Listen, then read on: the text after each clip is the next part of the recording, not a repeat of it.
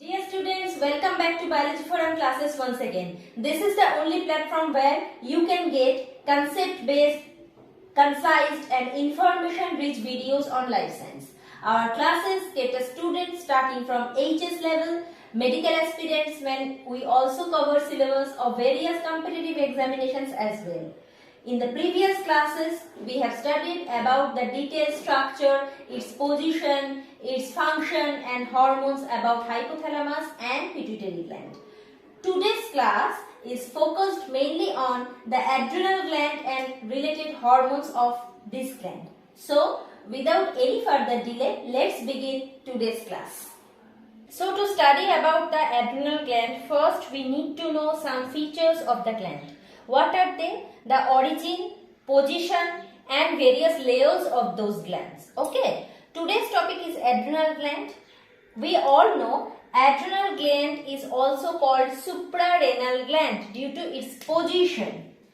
Due to its position, another name of this gland is suprarenal gland. And another important thing about this gland is its origin. Its origin is, we can say, ectomesodermal. What do you mean by ectomesoderm? We all know about the three germ layers of embryo. During the developmental process, the embryo bears three germ layers. The outermost layer is ectoderm, the middle layer is mesoderm and the innermost layer is endoderm. This gland, adrenal gland, has been originated from the ectomesoderm. Both the ecto and mesoderm together form the adrenal gland in case of human. Okay. Let's come to its position. Like I have already mentioned that the position wise it can also be called as suprarenal gland. Why? If you assume this is the kidney, the adrenal gland is situated like this over the kidney. That is why the adrenal gland is called suprarenal gland. Suprarenal gland, because of its position it can also be termed as suprarenal gland. Okay, so already we know about these some features of those glands. Let's come to its detailed structure.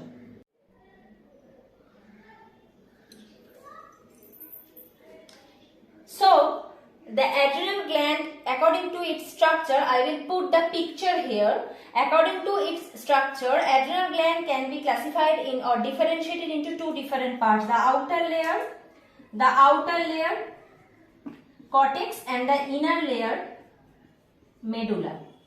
The outer layer cortex and the inner layer medulla. Now, cortex can also be categorized into three different parts. Zona glomerulosa, the outermost layer of the cortex.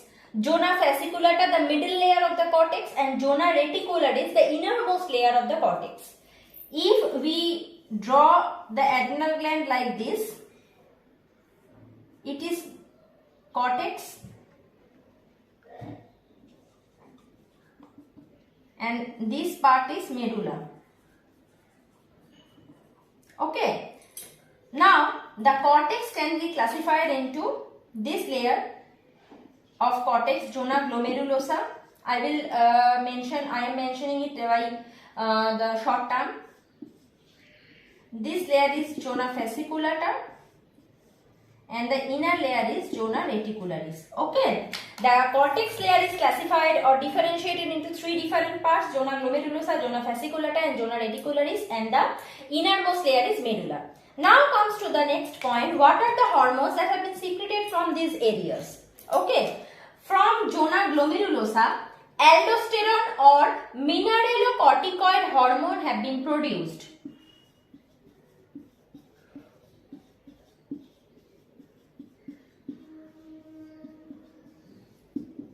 An example of mineralocorticoid is aldosterone.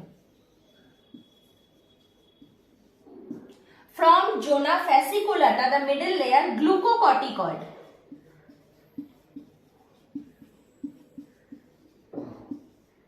An example is cortisol. This is the very important hormone. I will come back to this portion. And from zona reticularis, androgens have been produced or sex corticoid, because they have the same function with similar like the sex hormones.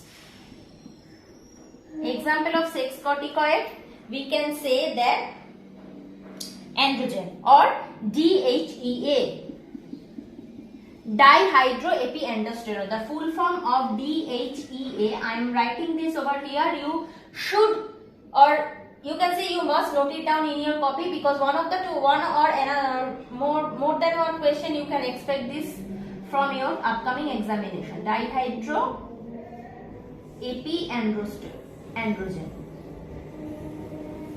or we can say in a concise way androgen.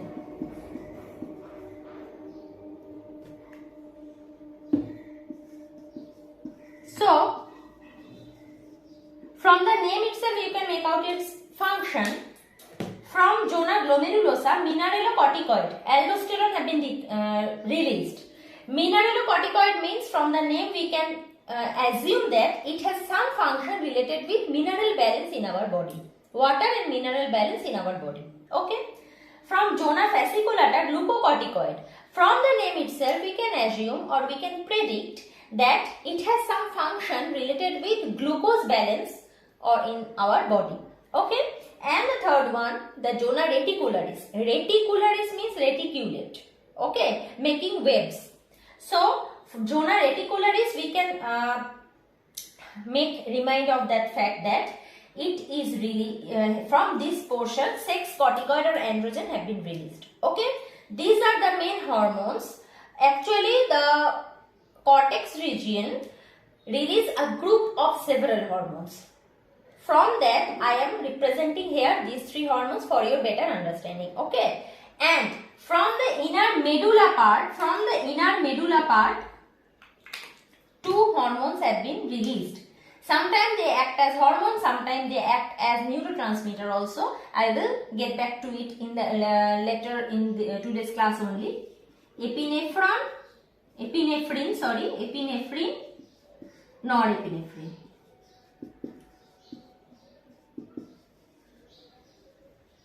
These are the two hormones. Epinephrine also called adrenaline and norepinephrine also termed as noradrenaline. Okay, these two hormones secreted from medulla and from cortex, a group of hormones have been produced. From that group only, I am representing in today's class these three hormones: mineralocorticoid, aldosterone; glucocorticoid, cortisol; and sex corticoid, DHEA or androgen. Okay, I think up to this I am clear enough to you students. Let's proceed with the next section of this class. So, let's begin with the function of mineralocorticoid or aldosterone does in our body. From the mineralocorticoid name, I have already told you can assume it has some function related to mineral and water balance. How? Mineral means the balance of sodium and potassium ions. Okay. From this, we can say that when we are in stress condition, rather than stress, I would like to mention here that when there is shortage of water in our body, when we are in desert or in some condition where there is shortage of water, or you can say when we are in a very humid and hot climate, excessive sweating our body, excessive sweat our body produce, then also our body mineral balance, mineral means salt balance, we can say sodium balance, and water also lost from our body, and our body is there is scarcity of water inside our body, but we don't have to worry about that. Why? Because our human body is beautifully designed. Okay, we can also survive even if there is 2 to 3 days shortage of water. We can also survive, and by which mechanism? By the aldosterone hormone. Whenever there is shortage of water in our body happen, the aldosterone hormone catch the signal and start its function. Not only the aldosterone but also another hormone. From previous class, I think you can make out ADH. In the previous lecture of mine, I have mentioned about the vasopressin and oxytocin hormone secreted from the posterior pituitary. I think students you can recall, right? The main function of ADH, the name is antidiuretic. Okay, it stops the water loss. By which mechanism? Actually, it activates the sodium-potassium channel, sodium-potassium pump in our nephron, the distal convoluted tubule region, and they absorb the mineral and water from that region and produce concentrated urine. By this mechanism, ADH hormone or vasopressin hormone helps in water retention or water reabsorption, we can say. Okay, so we can say that aldosterone and ADH hormone are more like siblings. They come in together to prevent the scarcity of water in our body whenever there is. Okay, so what it does actually, whenever our body is in scarcity of water, it actually switch on some mechanism. What are the mechanism? Like electrolyte drop. Whenever there is electrolyte means sodium and potassium. Okay, whenever we sweat excessively, not only water but also mineral like salt from our body also being excreted. Okay, so whenever there is electrolyte and water drop, water level drop in our body, it activates a mechanism. It activates what? It sends activate the RAS. RAS means renin angiotensin system. I will put the picture of the renin and angiotensin system over here somewhere for your better understanding. Whenever there is electrolyte and water balance drop in our body, it immediately activates the RAS system, renin angiotensin system. What the renin angiotensin system does, they send the water dropping signal to hypothalamus. In the previous class, we already can understand what the functions of hypothalamus, pituitary and all. Okay. Whenever RAS is activated, it sends signal to hypothalamus. And hypothalamus immediately send the signal to pituitary. Which pituitary? Not the posterior one but the anterior one. Anterior pituitary. By how? How hypothalamus sends signal or command to anterior pituitary? By secreting some releasing factor. In this case, the releasing factor is adrenocorticotropic hormone. We already know the corticotropic releasing hormone signal hypothalamus sent to anterior pituitary as a command and tell the anterior pituitary to secrete what? ACTH, adrenocorticotropic hormone. Okay, so now that anterior pituitary starts secreting an adrenocorticotropic hormone, it sends the hormone to adrenal gland. And immediately adrenal gland's cortex outermost layer which is zona glomerulosa starts secreting aldosterone. Okay, so what is the function? Electrolyte and water balance drop in our body, it immediately activates the renin angiotensin system. The activated renin angiotensin or RAS system sends signal to hypothalamus. The hypothalamus catches the signal and start producing corticotropin releasing hormone. This corticotropin releasing hormone send command to anterior pituitary that this is the time you have to release and secrete ACTH.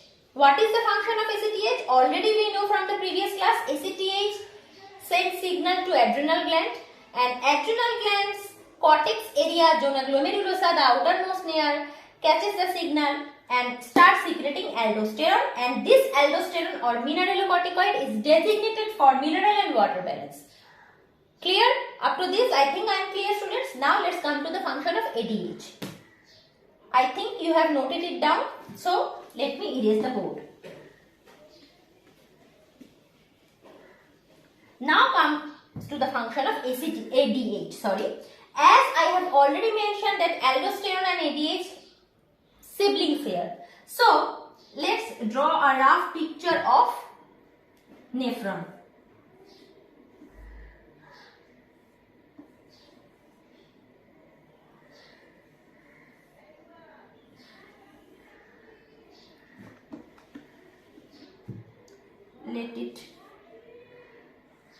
Let's try to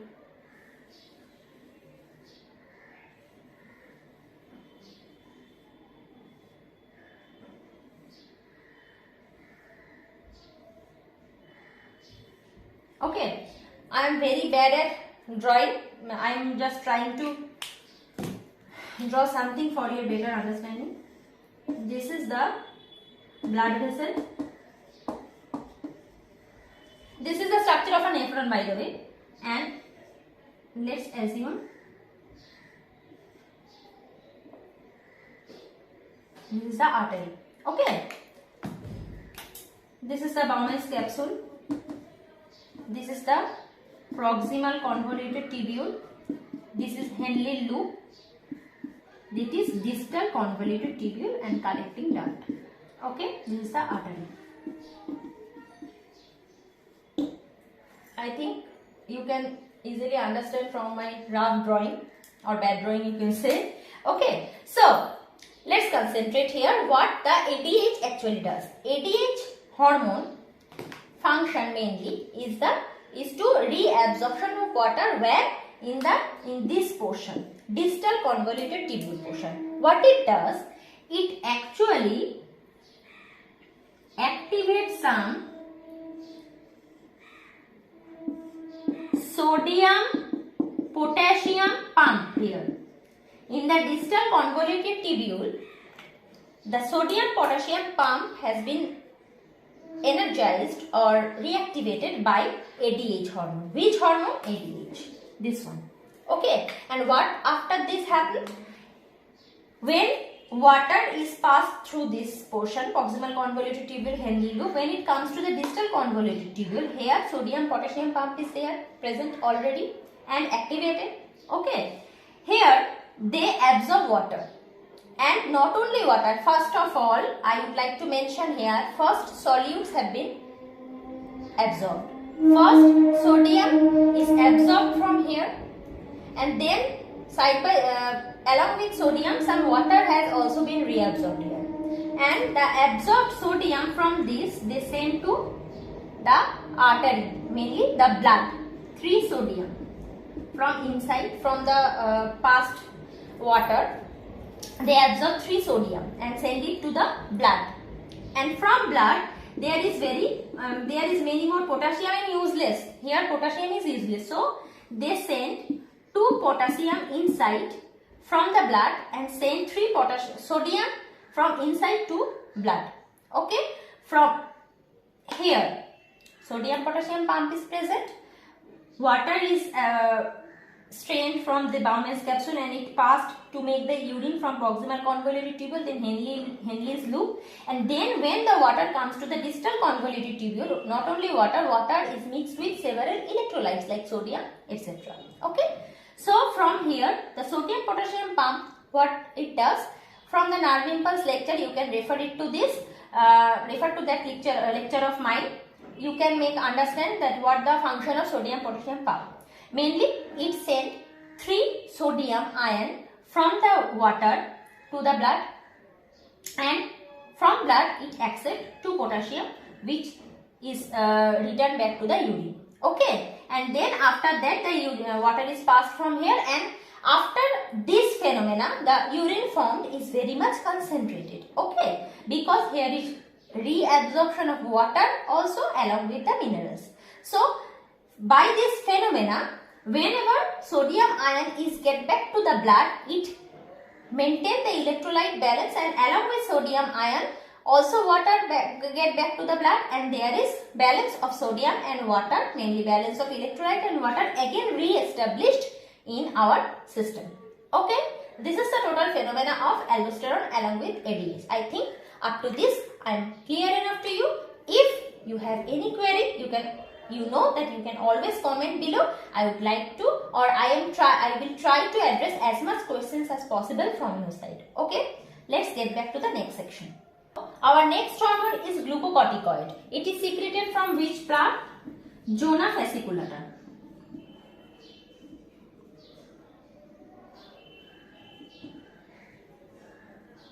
From zona fasciculata, cortisol or glucocorticoid is released. From the name, we can assume or we can predict that it has some function related to glucose balance in our body. So, the another name of cortisol hormone is also life-saving hormone.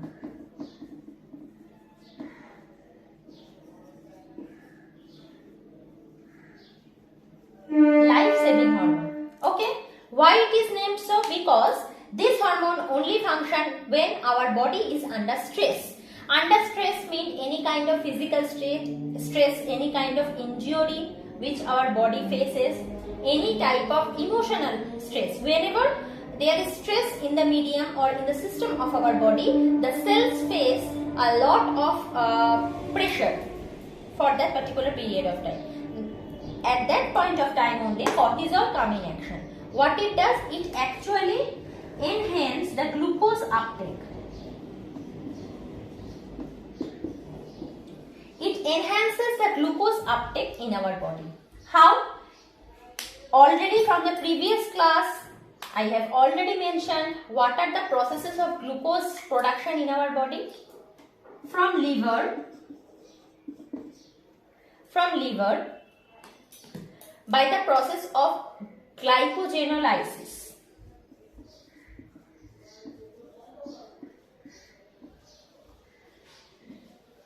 By the process of lipolysis.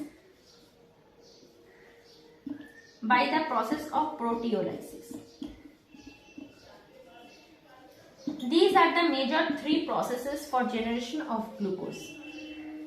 And glucose means energy.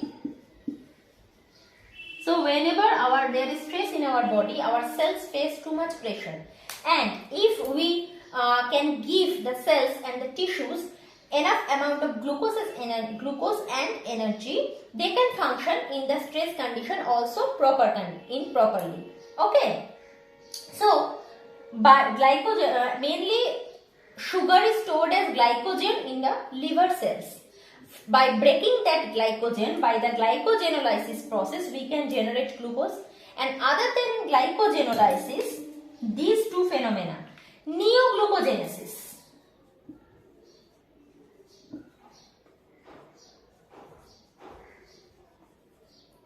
Other than glycogenolysis, generation of glucose from lipid or fat or from protein, we can term together as gluconeogenesis or neoglucogenesis. Other than carbohydrate source, if protein and fat are the sources of glucose generation, then we can term it as neoglucogenesis. Okay?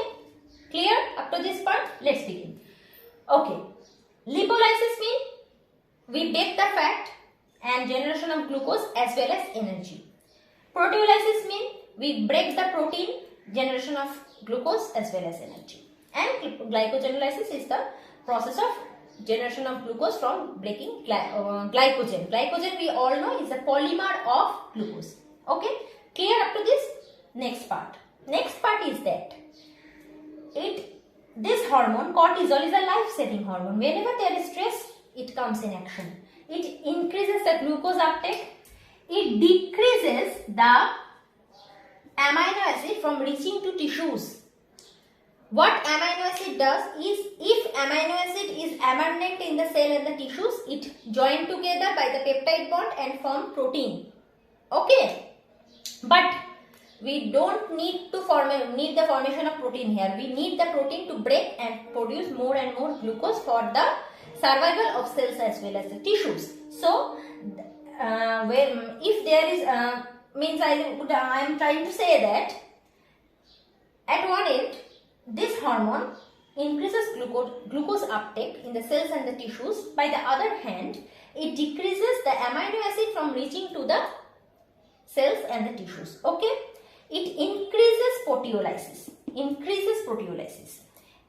This cortisol hormone also acts as an immunosuppressant.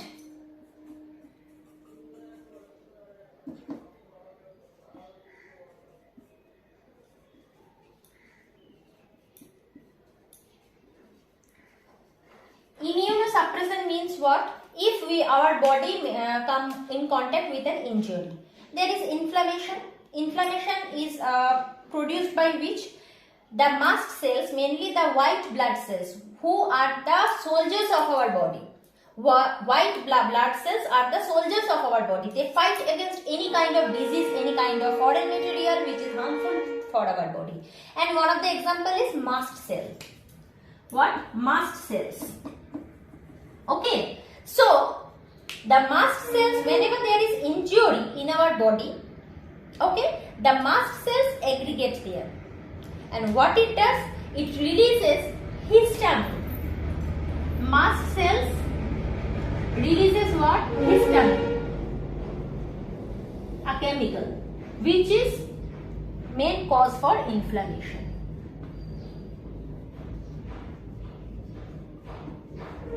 Okay. Clear up to this? So, whenever there is injury in our body met with an accident, it activated the white blood cells, mainly the mast cells, which release histamine at the injury point and produce inflammation, edema. Okay. What is the function of cortisol here? Cortisol, very interesting. Cortisol hormone acts as an immunosuppressant. What is the meaning of immunosuppressant? Immunosuppressant means it suppress or dominate the immune system from and restrict it from proper functioning. Immunosuppressant. What it does actually? It deactivates or inactivates or inhibits the mast cells or WBC, white blood cells. It inhibits the mast cells from producing histamine and thus prevent inflammation. Okay. That is why during the transplantation, liver transplantation, knee transplantation, heart transplantation, any kind of transplantation, cortisol hormone is very useful here. Why? Because one of its function is it acts as an immunosuppressant. Whenever our body met with any foreign material, at first the primary response of our body is no.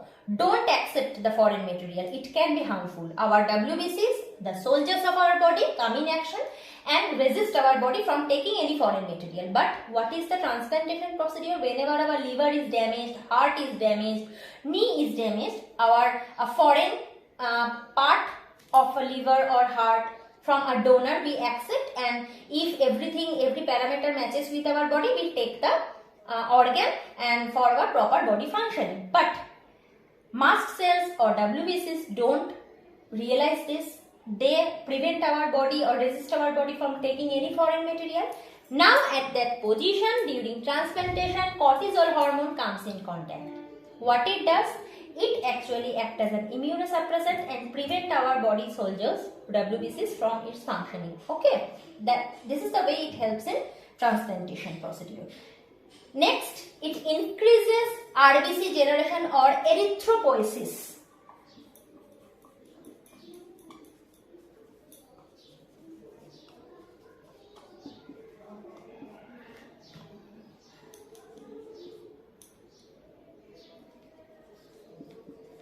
Whenever there is injury or accident our body come across with, there is huge loss of RBC or red blood cells occur. So whenever red blood cells in huge amount lost from our body goes into the stress condition. Here only the life-saving hormone cortisol come in action. It initiates or generates the system of erythropoiesis or RBC production. Okay, and it also maintains the cardiovascular system and kidney function in a proper way. Okay, up to this I think I am clear enough to you. If there is any portion, you can always contact with me. So let's continue with the last part of cortex hormone, which is sex corticals. Okay, last portion of the most innermost portion of the cortex region is zona reticularis. I think the board is clear enough to you. And from zona reticularis, dihydroepiandrosterone or androgen or sex corticoid hormones are produced. Okay, what is the function of, we all know that sex hormone also produced from the gonads, ovary and testes. In case of male, from testes testosterone is produced, and in case of female, from ovary estrogen and progesterone have been produced. From the previous class, we all know about the fact. Right? Okay. Next, whenever there is production of testosterone is absent in male,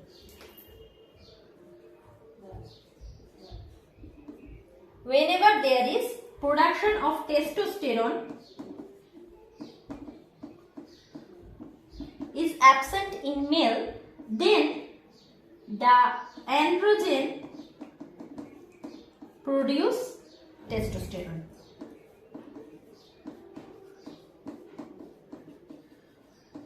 Whenever there is production of testosterone from testes, whenever in male body testes do not produce any kind of testosterone, then only from the zona reticularis of adrenal cortex, testosterone is produced by converting DHEA to testosterone, dihydroepiandrosterone to testosterone. And in case of female also, menopausal female, after menopause, okay, after menopause, female ovary not be able to produce estrogen. But our female body after menopause also needs some amount of estrogen for proper functioning. Then only from dihydroepiandrosterone of zona reticularis of adrenal cortex, they convert the androgen to estrogen. Okay. If ovary do not produce any estrogen in case of female, mainly after menopause, then what does? Then our zona reticularis, from zona reticularis, DHEA is converted to estrogen. Okay, these are the main functions of sex corticoid hormones in case of male and female body. Okay, so let's continue with the medulla portion and its related hormones. Okay, let's come to the next section of today's class, which is adrenal medulla. Already we have studied or we have discussed that adrenal gland is subdivided into two portions, the outer cortex and inner medulla. The cortex region is classified into three regions: zona glomerulosa, the outermost layer. From that portion, aldosterone is produced. The middle layer, zona fasciculata, from that portion, life-saving hormone, cortisol is produced. And the inner layer of adrenal cortex is zona reticularis. From those portion, androgen is produced. Then let's come to the deep inner portion of adrenal medulla. From that medulla region, epinephrine or adrenaline and norepinephrine or noradrenaline, these two major hormones or emergency hormone, we can also term these as emergency hormone.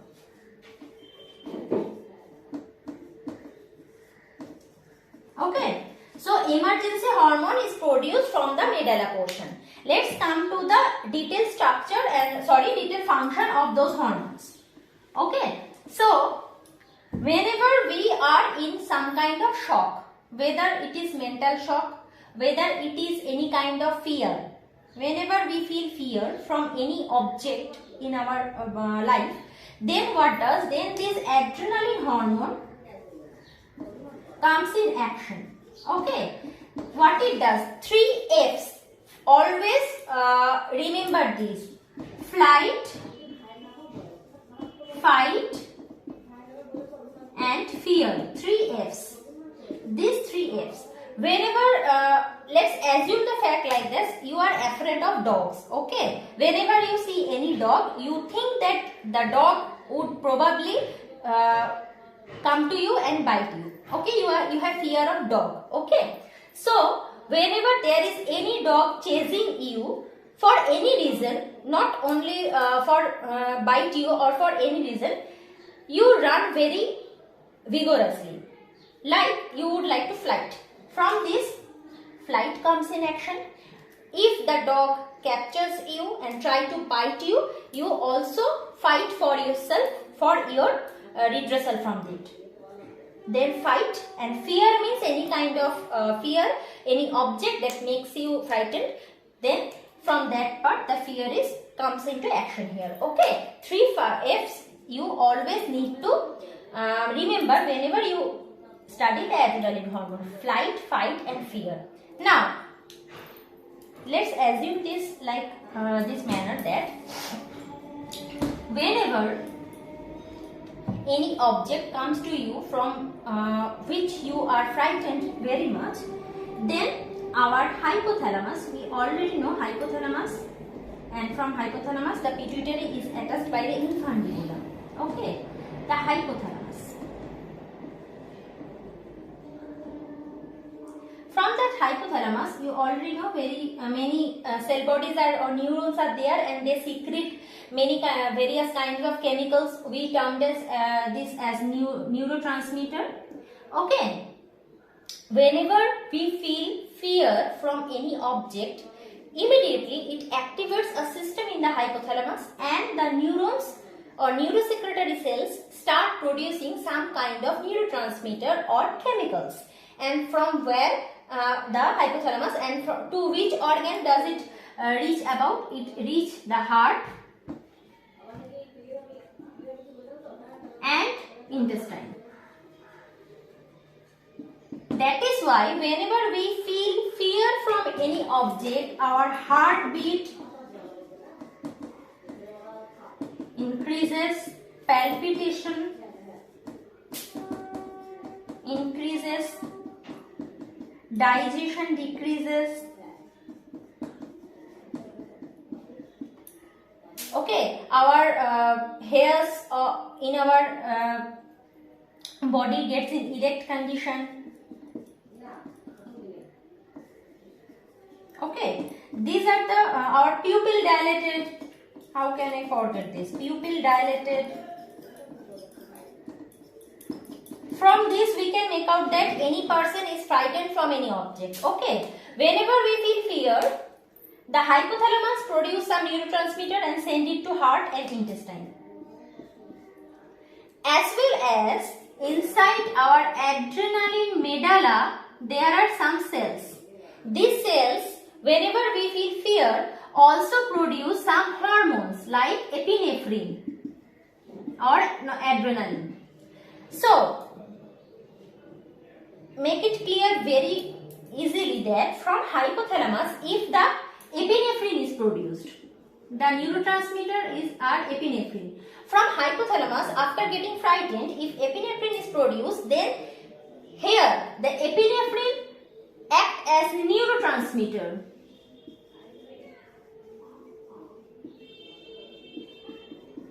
And like it, if after getting frightened, the adrenal gland, the cells of medulla produce epinephrine, then here the epinephrine will act as a hormone. So, I have already mentioned that the medulla hormones also can act as a neurotransmitter if it is being secreted from the hypothalamus, from the neurosecretory cells of the hypothalamus sidewise, and like it, if it releases from the cells of the medulla portion of adrenal gland, then it will act here as hormone. So, epinephrine and norepinephrine, the emergency hormones, both can act as a neurotransmitter after being secreted from the hypothalamus, or can act as a hormone after being secreted from the cells of the adrenal medulla gland. Okay, students, I think up to this I am clear enough to you. So, these are the main major functions of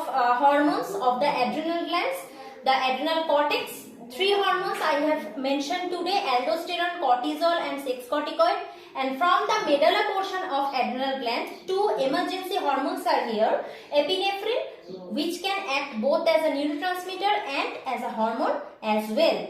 Okay, let's proceed with the diseases which have been caused by the hypo and hyper secretion of adrenaline hormones. Okay, so we have come to the last section of today's class, which is the diseases caused by the hyposecretion and the hypersecretion of adrenaline hormones. Adrenal hormones mainly secreted from the cortex portion. Okay, the first is Addison's disease. We already familiar with the term. It is caused by the hyposecretion of hormones, cortex hormones. So imagine whenever there is hyposecretion, means less secretion of aldosterone. The main function of aldosterone or mineralocorticoid is what? It does balance the water and electrolytes, means sodium, in our body. So whenever there is less amount of aldosterone produced, there is excess of water retention in our body happen, and as well as excess salt is deposited in our body, like the sodium ion. That is why the BP will arise. Whenever there is increased amount of salt in our blood, it increases the blood sugar level or blood pressure, sorry. Okay. So, and also if the cortisol hormone, the life-saving hormone or glucocorticoid is produced in less amount, what is the function of glucocorticoid? It maintains the glucose balance. Actually, it activates the breakdown of glycogen, the breakdown of fat and lipid in our body to produce excess amount or ample amount of glucose as well as energy. Whenever there is less amount of glucocorticoid or cortisol produced, body faces hypoglycemia. Hypoglycemia means less or low level of glucose in our blood. Whenever there is less amount of cortisol produced, it is not available, enough hormone is not available for breaking down or for generating the process of glucose synthesis. That is why level of glucose is very low in our body whenever there is hyposecretion of cortisol. As well as whenever there is low secretion of androgen. Male will produce less male features, female will produce less female features. Side by side, if our body produces huge amount of sex corticoid or gonadotropin, then what will happen? Male features will come to the female body and our male body producing more female features. Okay. Addison's disease, these are the main factors. Hypoglycemia, low level of glucose in our body. Stress, whenever there is cortisol hormone produced in less amount, as it is a stress relieving or life saving hormone. In the absence of cortisol, our body will face very higher level of stress. As our body face higher level of stress, it will fatigue. Pigmentation, our body also changes. Hyperpigmentation will start arising and browning of our skin is going to face the browning of our skin. Okay, why? Because the hyposecretion of adrenal cortical hormones.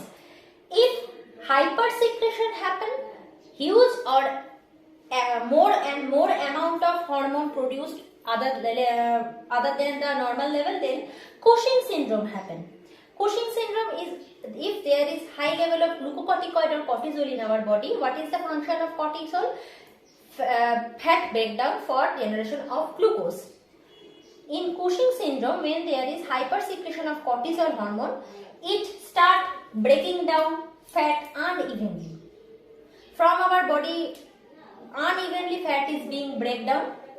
That is why our hands and legs are very slender and very malnutritive, and as uneven breakdown of fat happen, it generates huge amount of glucose from the lipolysis, and the glucose is being deposited in our face. That is why the patient suffering from Cushing syndrome appear like the features like moon face, huge belly, huge hip region, etc. So these are the two diseases: hyposecretion, Addison disease, hypersecretion, Cushing syndrome. Our body will face if these phenomena happen to us.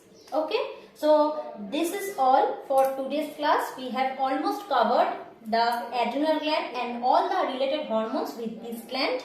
So I think up to this I am clear enough to you. If there is any question from your side, you can always email me for better understanding. I will try to address as much question possible from my side. So in today's class we have almost covered the adrenal gland, its position, its origin, its layers, and the hormones secreted from this gland. In the previous classes, we have covered the hypothalamus, pituitary, thyroid, and the parathyroid gland also. If there is any question from your side, you can always comment down below or email me in the email ID which is right now popping in your screen. If you like the video and if you enjoy the learning process with me, you can always comment down below, share the video as much as possible, like the video, and don't forget to subscribe to this channel for upcoming interesting topics on life science. So, Thank you and goodbye.